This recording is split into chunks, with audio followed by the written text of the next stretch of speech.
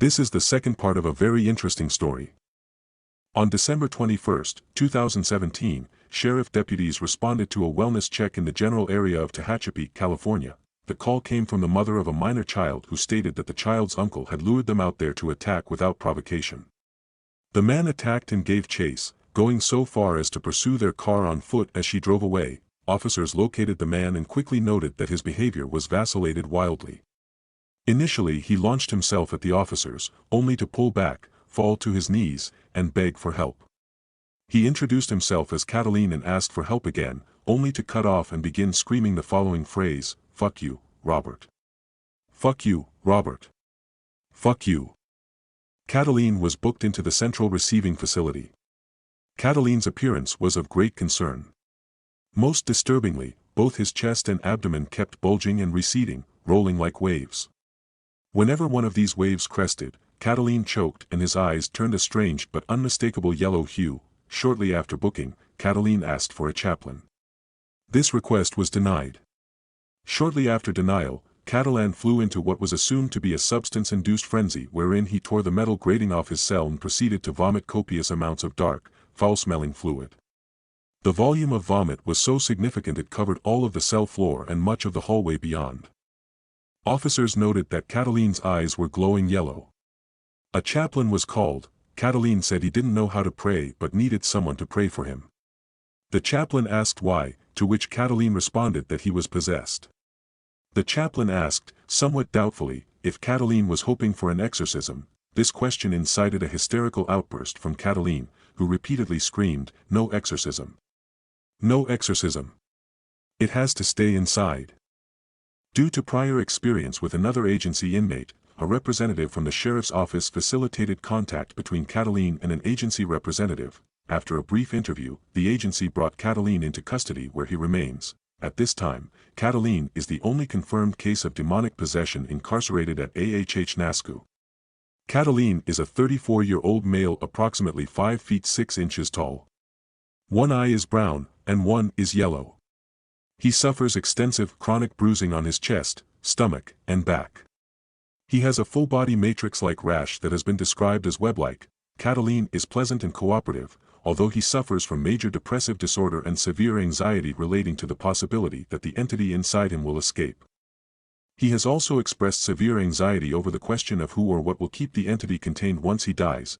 Given that Cataline is a essentially biological maximum security prison and that containment of his prisoner aligns with agency directives, he has been granted T-Class designation. Interview subject: the jar of clay. Classification string: cooperative/destructible/Gaian/constant/moderate/unknown. Periodic reevaluation required. Interviewer: Rochelle B. Interview date: December 3, 24. Lying isn't always a sin, but I still don't forgive Robert for the lies he told. Robert lost his life.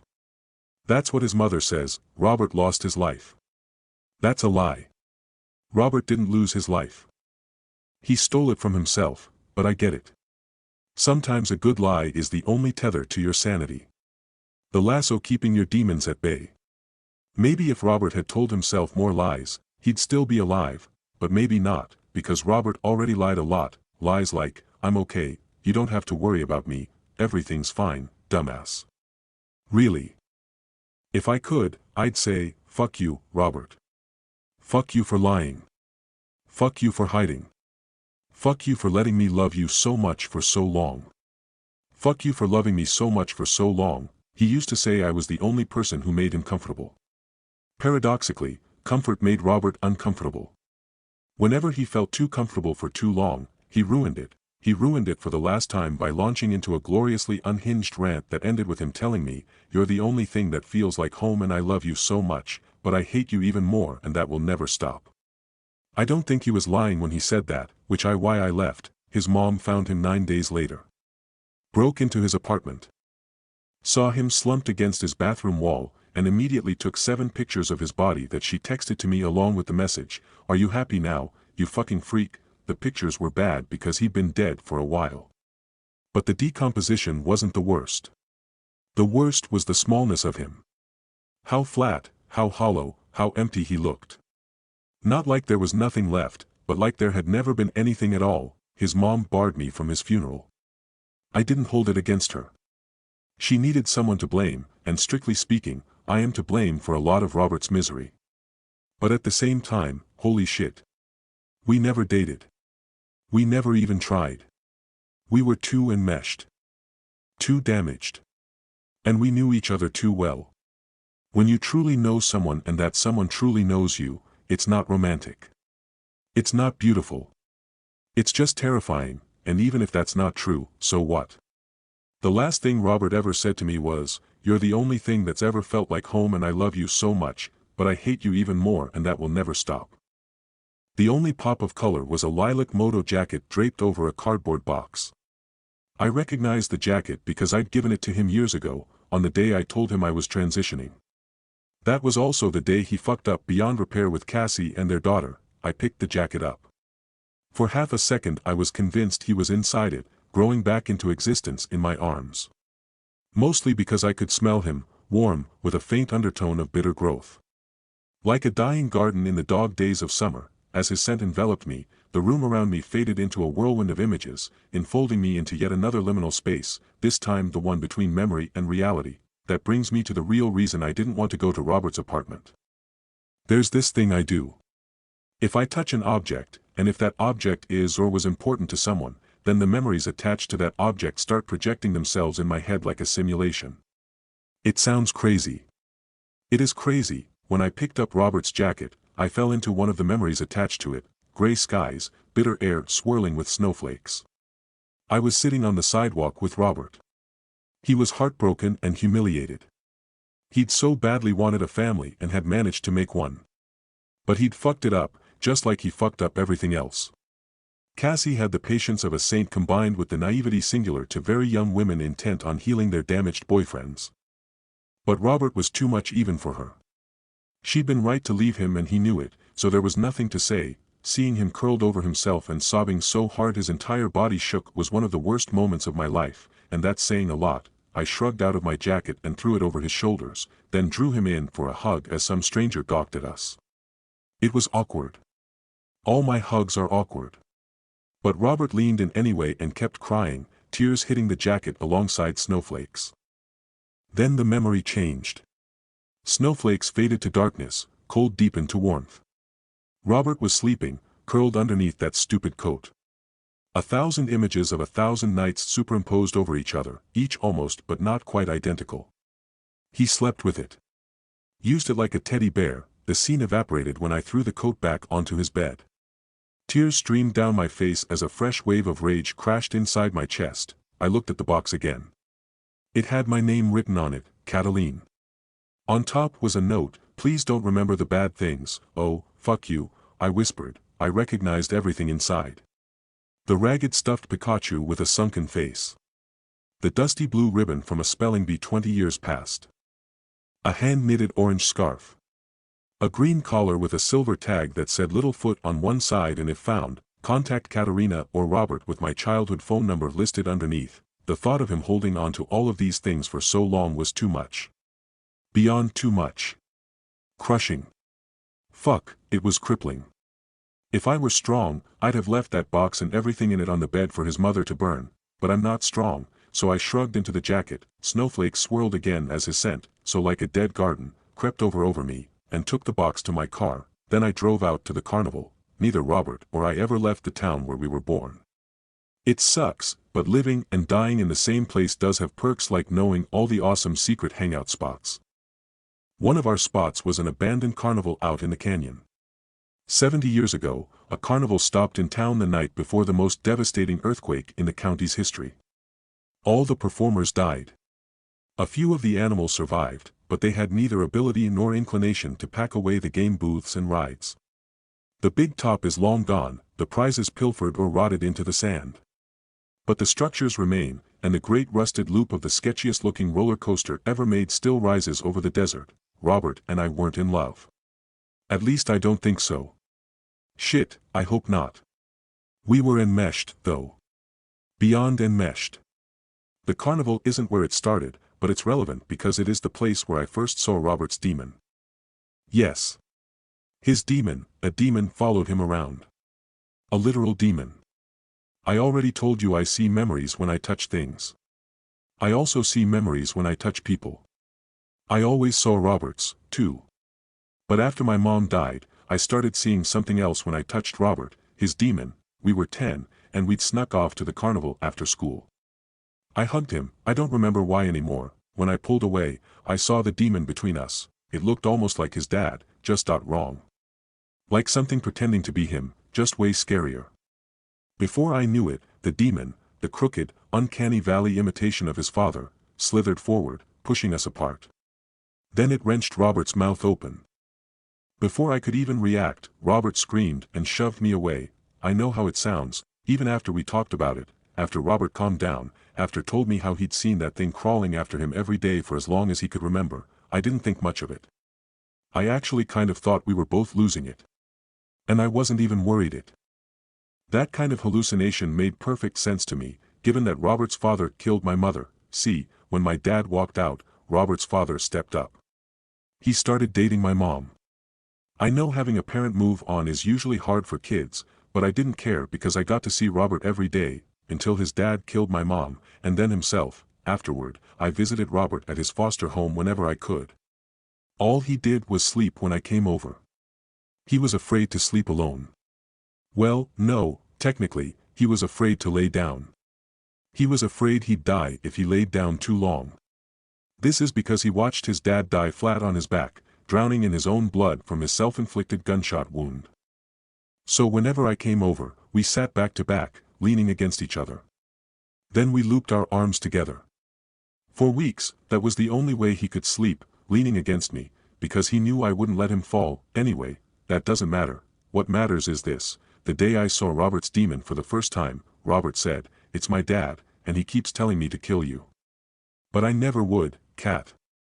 Never. I knew Robert would never hurt me. He was so relieved when I told him that. The day I picked up the box from Robert's apartment, I sat under the roller coaster remembering all of this. I fell asleep, half hoping the rusted, sand-scoured metal would collapse and crush me. It didn't. I went on with my life, only not really. In the weeks following Robert's death, I had to hold stuffed animals to help me sleep. I collect used stuffed animals because there are almost always happy memories attached to them. And because they're not my memories, they comfort me without any baggage. But grief is weird, and one night I needed the baggage. I grabbed that sunken little Pikachu from Robert's box. The memory washed over me. A frozen winter's night, so cold it takes your breath away. We were at a buffet with both sets of parents. Robert and I were misbehaving. Robert had beaten up the buffet mascot, which made me laugh so hard I gagged. Once seated, we got into a food fight. When my mom yelled at us, I yelled back, which made Robert laugh so hard that Dr. Pepper came out his nose and sprayed everything on the table. My father promised to let us play the claw machine if we'd shut up and behave. We loved claw machines, so of course we agreed. He gave us each $10 to play. Robert didn't win, but I got a small stuffed Pikachu. I gave it to him because he loved Pokemon. Reliving that memory was like holding Robert on one of his good days. The good days were the only days Robert and I ever held each other, and we didn't have many good days. I told you I see memories when I touch things and people. That's why I didn't shake your hand when you came in, and why I hate being touched. You think you're going in for a regular handshake when a wave of unspeakable trauma washes over you, and you have to smile like you didn't just mainline hell. I know that's why Robert barely let me touch him. And to be fair, I didn't ever let him touch me because Robert is the only person who saw into me the way I saw into him. I didn't like being seen any more than he did. That's why we fought at the end, because he saw into me at the exact wrong time. It was my birthday. Robert surprised me my mom's brownie recipe. And you know, it was my birthday. I was thinking about her anyway and the brownies just drove it all home. I started wishing for what might have been. For the life I'd have if she was still in it. It made me cry. I don't usually cry. I wasn't even crying hard. But I was crying enough for Robert to notice. He came in for a hug before I could put my shields up. I will never forget his face, the shock, the guilt, the sadness, and the rage. I'll never forget his voice either, when he said, "No matter what I do or how long it's been, that's always going to be the first thing you think when you look at me. That's why you won't, why we'll never, that's not why, Robert." I don't really know how we got from "that's not why" to "you're the only thing that ever felt like home and I love you," but I hate you even more. But we did. That's another reason I know lying isn't always a sin, because if Robert hadn't seen the truth in me that day, I think he would still be alive. The night after I held the Pikachu, I watched The Land Before Time again. It made me remember Littlefoot, our cat. That made me go back to Robert's box and pull out Littlefoot's collar. It's my favorite memory of all time, which is why I can barely stand to remember it. We were 6 years old, playing in the yard on a golden, impossibly hot day. We heard a pitiful, tiny meow and followed it to the alley behind my house. It was suffocatingly hot, even in the shade where we saw the meower, a little gray cat. Robert named him immediately, and we went to bug my mom for a collar. She took us to buy a collar and even a name tag. It was a little green heart. Robert tenderly clasped it around Kitten's neck as it clambered into his lap, purring. I looked up. There, in the memory I knew so well, was something I had never seen before, Robert's demon, grinning at us across the yard, but instead of looking like a wrong version of Robert's dad, it looked like a wrong version of Robert. I dropped the collar back into the box, gasping like I'd just been plunged into ice water. I thought that I don't know what I thought. I'd only ever seen the demon when I touched Robert. Not in other memories, not in real life. Just when I touched Robert, so I decided that it was my mind playing tricks, turning Robert into a monster for leaving me. I didn't think about it again for a week. When I picked up the ragged little Pikachu for another devastation binge, I luxuriated in the claw machine memory again until I saw the way my dad looked at Robert. Distaste. Pure distaste. Robert had adored my dad, but Dad hated Robert and didn't even try to hide it. If lying isn't always a sin, then telling the truth sometimes is. My dad's open disdain for a child made him one hell of a sinner. As if to emphasize that, I saw the demon standing over his shoulder, leering at me. Half its face looked like the wrong Robert monster. But half its face just looked like Robert, and that half was screaming. I dropped the Pikachu and put on the jacket. The snowy day memory descended, including the gawping figure on my periphery. But when I focused on that figure, it was Demon Robert. Feeling very frightened, I picked up the blue ribbon. 4th grade, exactly 3 weeks after his dad killed my mom. Robert's first day back at school. I'd been back for a week already, subsuming my grief in the school spelling bee, which I'd just won. I smiled as I marched off stage because it was the only way to keep from screaming. But the smile was breaking apart. Tears were welling up even as that awful grin spread so wide it felt like it was splitting my head in half. I found Robert in the crowd, locking on him like a drowning person on a life raft. He looked hollow and ancient, but when he saw me, he smiled back. When I sat by him, he started to cry. He was still smiling, though. Just like me. What's wrong? I asked. I thought you wouldn't want to be my friend anymore. Why? My dad said so. After he died. He told me it's all my fault. I hugged him with particular fierceness, then pinned my ribbon onto his shirt. You're my best friend, Robert. That will never stop. No lie. No lie. As the words left my mouth, I saw the demon over his shoulder. Half monster, half screaming Robert. I dropped the ribbon and picked up the scarf. I'd knitted it for him when we were 11. He wore it until junior high. I found myself transported to his foster home 20 years ago.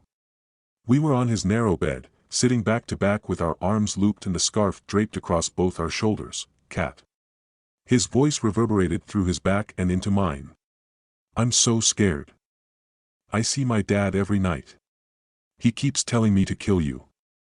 I looked over and saw Demon Robert in the closet.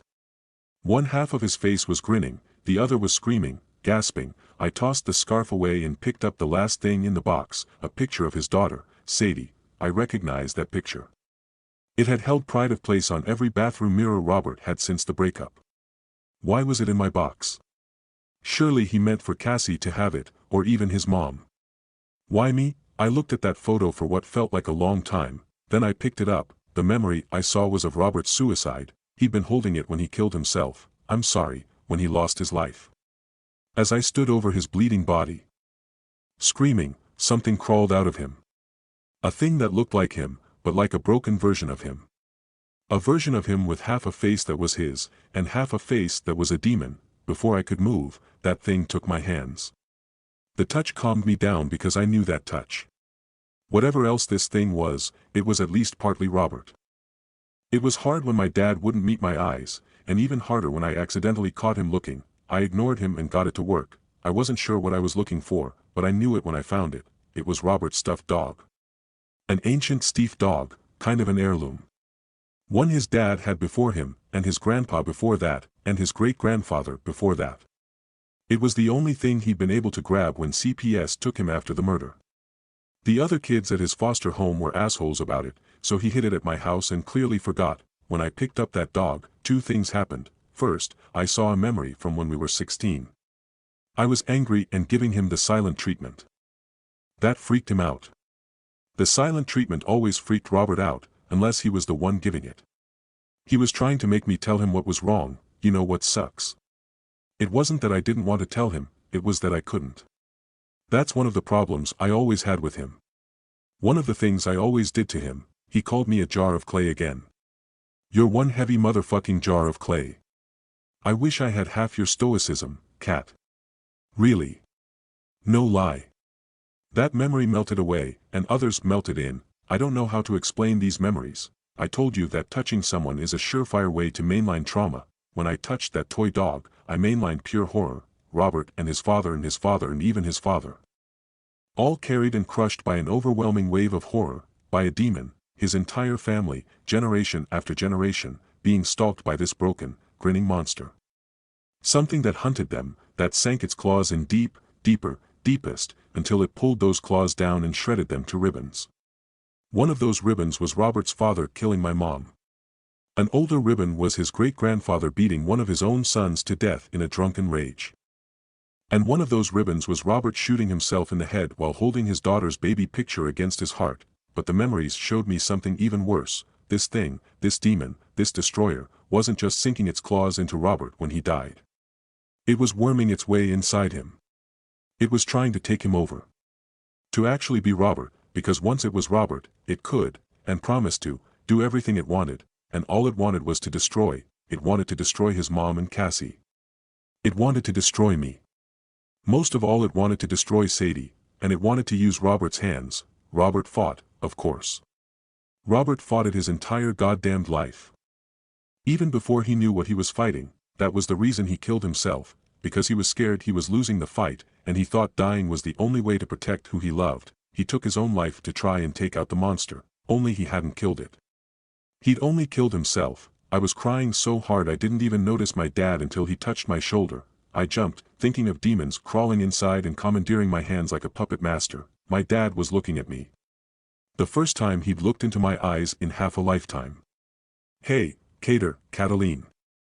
I wanted to tell you something. I patted the floor even though it was the last thing I wanted to do. He sat down like it was the last thing he wanted to do. When he saw the stuffed dog in my hands, his mouth quivered. I wanted to tell you that a good man lives his life for other people. You've done that. This was the first time, the very first time, that he'd acknowledged me as a man. Robert did, too. But I didn't. His voice got thick. I wasn't a good man. I'm sorry. I'm so sorry, baby. He was right. If any of this was anyone's fault, it was his for leaving. I wanted to push him away. I wanted to spit in his face, to tell him he wasn't a good man, had never been a good man, would never be a good man, that he'd as good as killed my mother. Instead, I grabbed his hands. I understood instantly that I didn't have to tell him any of those things, because he already knew. You are, Dad. To my horror, I started to sob. So did he. You're a good man. You always were. You're the best father anyone's ever had. It was a lie. Every last word, but lying isn't always a sin. After that, I went to Cassie's house. I lied about grabbing Robert's things for his mother, but she wasn't fooled. The only person Robert's mom hates more than Cassie is me. That's probably why she let me in. But Cassie's always been good, that why. It's why I've never been able to hate her, even when I desperately wanted to. Once again, I didn't really know what I was looking for until I saw it. A Build-A-Bear I'd bought Sadie for her 6th birthday. I looked around to make sure Cassie wasn't watching, then picked it up. Robert's memory, he and Sadie sitting on the floor. If I ever scare you, or if there's something you don't ever want to tell me or your mom, you tell Uncle Cat, okay? He'll do anything to help you. He'll always keep you safe. I know, Daddy. Demon Robert crept up beside me. Together, We watched his memory. He didn't look like a demon anymore. Not even half of one. He just looked like Robert. I can't be you, Kat. I wish I could. I wish we could have been. But it ate me and it'll eat her. I thought I could save her, but I was wrong. You thought you could save me, but you were wrong. You can save her for me. Fuck you, Robert, I said. Fuck you. I threw the bear down and picked up something else, anything to not see the promise he made the daughter who wasn't mine or the broken version of his dead self begging me to right his wrongs. What I touched was a baby toy, a gentle memory. Robert playing with Sadie in a pool of sunlight on a threadbare carpet. All sweet, all good, all bright. Except for the demon lurking in the corner. I knew, then, what I had to do. What I wanted to do. Because Dad's right. A good man lives his life for other people. I don't know if I'm a good man. But Robert didn't know if he was a good man either, and he still lived his life for other people the very best he could. At that moment Sadie walked in, hollow-eyed and lifeless as Robert had been at spelling bee day all those years ago. I wiped my eyes and almost tried to smile, then thought better of it. Hi, Kat. She sat down across from me. She looked so much like Robert it took my breath away. She was 10, exactly the age he'd been when our parents died. Sadie, I said, gently. Your dad loved you more than anything. Her face crumpled. She shook her head, then started to get up. I reached into my pocket and pulled out the baby photo. Look. She looked at me, those eyes that were just like her father's filling with tears. Behind her, shimmering like a mirage, was an awful, familiar silhouette. The demon, a grinning monstrosity with no sign of Robert in its face. Her father's demon. Her birthright, coming into being to shred her like it had shredded her father. I had no time. I had to share the treasures, spill out all the treasure for other people to remember, so there'd be room to trap what could not be allowed to roam free. You see this picture? It's you. On your first birthday. He kept it everywhere he went. Even though he wasn't here, he kept you with him. She gave me a look I'd seen on her father's face 10,000 times. That's why I knew exactly what to do, which was stuff the photo into her hands. She climbed clumsily to her feet and bolted, but at least she took the photo with her. Is it true? I looked up, startled. Cassie was in the doorway. You don't have to lie for him. You shouldn't. I'm not lying. I wanted so badly to cry, but couldn't. The only reason he stayed away, is he thought you were better off without him. That's all. The way her face twisted broke my heart all over again. Why? I don't know. Bullshit. You're the only one he ever talked to. That's not true. He wrote his suicide note for you. Her voice was longing and loathing in equal measure. It was one sentence. Just a single line telling me to remind you and Sadie how much he loves you. No lie. Only it was a lie, but when Cassie finally relaxed, I knew that it hadn't been a sin. We talked for a long time. When we were done, she gave me a hug. That's Cassie. No wonder Robert loved her. Then I went home and tried to make a plan. I knew what I had to do, but I wasn't sure how to do it, so I sat there for a while, thinking. I didn't know what the monstrosity was. A demon, probably. Isn't that what it always is? A demon from the depths of hell, come to torment the innocent. How do you defeat a demon, having not stepped foot in a church since my mother died? I wasn't sure. But I'd absorbed enough religion and pop culture to know that Bibles and crosses were the first, main line of defense, so I dug out my mom's Bible and crucifix and held them, expecting something. Power, maybe. Hope, at least, but I felt nothing. It wasn't that they felt wrong. They just felt empty. Inert. No strength, no energy, no hope. Powerless. Inanimate. Dead. No, not dead. Things that had never been alive in the first place, so I thought harder. What is a demon? Hatred, as far as I could tell anyway. What's the opposite of hate? And that gave me an idea. I went to Robert's box and picked up the Pikachu. Instead of memory descending, warmth flowed through my hands. Living, moving, joyful, and powerful, so I stuffed the Pikachu in my back pocket. I pinned the spelling bee ribbon over my heart. I shrugged into the lilac jacket, heavy and reassuring on my shoulders. Most importantly of all, hanging from a chain where a normal person might wear a saint's medal, was Littlefoot's name tag. It felt warm and powerful in the hollow of my throat. These things felt right. They felt strong, and they felt true. Not exactly the stuff of which the armor of God is made. But they were reminders of the truest, fiercest love I've ever received and ever given, and that was armor enough. I drove out to the place it all began, our carnival, right under the rusting roller coaster. It was waiting for me.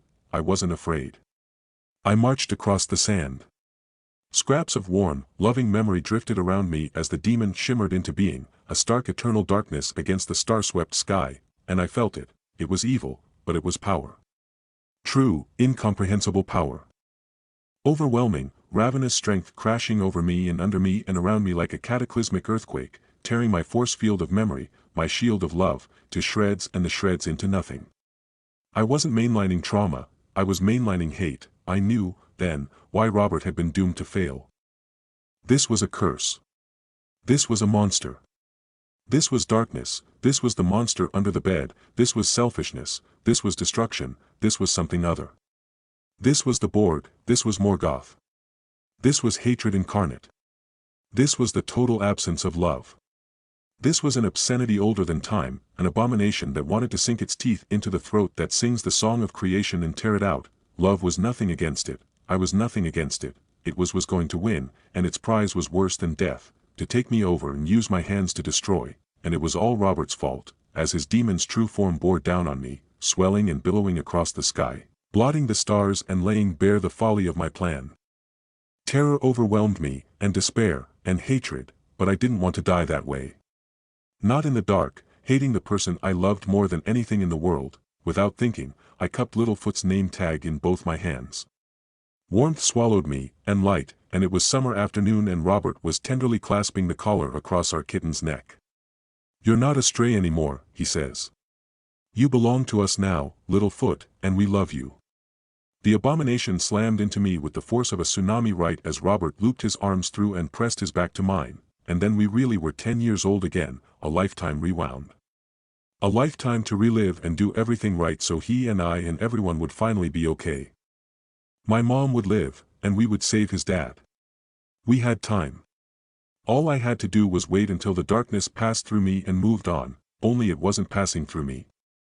It was hitting something hard, something solid, and piling up. Clinging to me, filling me, suffocating me, drowning me, and it was because of Robert. Because Robert was holding on and blocking it, keeping it inside me, keeping it from going away. Then it was done. Robert let go. When my knees gave way, he caught me and helped me to the ground. Only it wasn't Robert. It couldn't be Robert. Robert was dead. Only when I turned to look, his eyes were staring into mine. No. Not his eyes, Sadie's. What? I couldn't breathe. What was wrong with my chest? "Honey, what are you doing here?" Sadie's voice was shaking. "It's just that it's my dad. He told me you were here, and..." Memories crashed over me. Robert's voice, broken and ragged and terrified. "My dad told me to kill you, my dad told me to help you." For a wonderful second, I was light and whole and happy and above all, triumphant. Robert had broken the curse in more than one way. If he'd just held on a little longer I could have told him.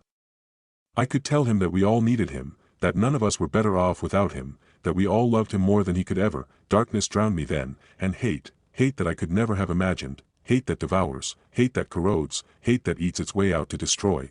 I don't know what Sadie saw in my face. I don't want to know, I just know that it made her run away. That it made Cassie send a text that said, "If you ever come near my daughter again, I might actually kill you." I haven't seen either of them since. I don't think I ever will. Robert's demon hasn't escaped, the hatred is still here. Right here. I'd say I'm mainlining hatred incarnate, only you can't mainline yourself. This is what I get to be now, until I die. A jar of clay. A prison for a demon that isn't even mine. It's all Robert's fault, and I hate him for it. I hate him, more than he could have feared. More than he could ever imagine. That's what I'd say to him right now. Fuck you, Robert. You were the only thing that felt like home and you burned yourself down anyway. I hate you. I will always hate you. I hate you more than you could ever know. I hate you so fucking much, but I love you even more, and that will never stop. no lie.